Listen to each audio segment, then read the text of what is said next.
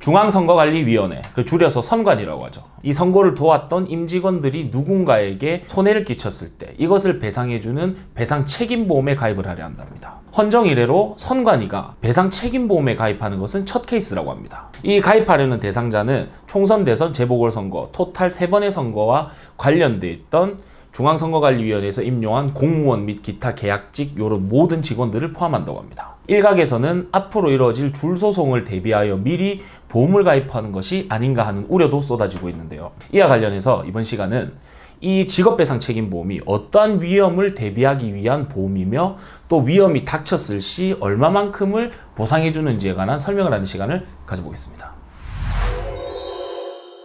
네, 우선 선관위의 역할에 대해서 알아보겠습니다. 제가 인터넷에서 그대로 보았는데 한번 읽어드리겠습니다. 선거와 국민투표의 공정한 관리 및 정당에 관한 사무관장이라 나와 있습니다. 이러한 사람들이 지금 어떤 소송을 두려워해서 배상책임보험에 가입을 하려 한다는 것이죠. 네, 그러면 선관위가 가입하려고 하는 직원배상책임보험이 어떠한 것인가에 대한 설명을 하는 시간을 가져보겠습니다. 민사상 책임이 있는 경우 우리 자동차보험 생각하시면 됩니다. 누군가한테 법률상 손해배상을 끼쳤을 때 그것을 보험사, 자동차보험사가 대신 담보를 해주죠.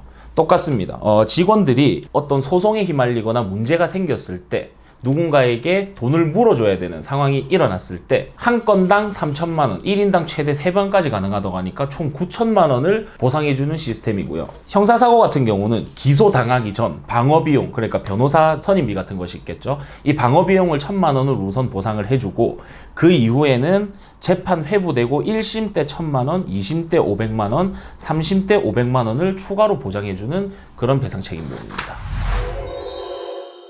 네, 지금부터 제가 가장 말씀드리고 싶었던 이 직업배상책임보험의 특수한 제도적 장치, 소급담보 기간에 관한 설명을 드리겠습니다. 우리가 일반적으로 보험을 가입하게 되면 보험을 계약하고 보험이 끝나면 요 기간, 이게 전부죠. 근데 이러한 배상책임보험은 소급담보 기간이라는 것을 두고 있습니다. 이것은 보험 계약 전에 일어난 사고라도 보험 기간 내에 청구만 하면은 보상을 해준다는 것이죠. 의아해하는 분들이 계실 거예요. 우리 상법 보면 상법 644조 보험사고의 객관적 확정의 효과라는 조문이 있습니다. 즉 사고나고 보험가입하면 이 계약 자체를 무효로 해버려서 납입보험료 돌려주고 끝낸다는 말이죠. 하지만 이 소급담보기간이란 것은 보험 가입 전에 일어난 사고를 담보해주는 시스템입니다. 예를 한번 들어봐 드릴게요.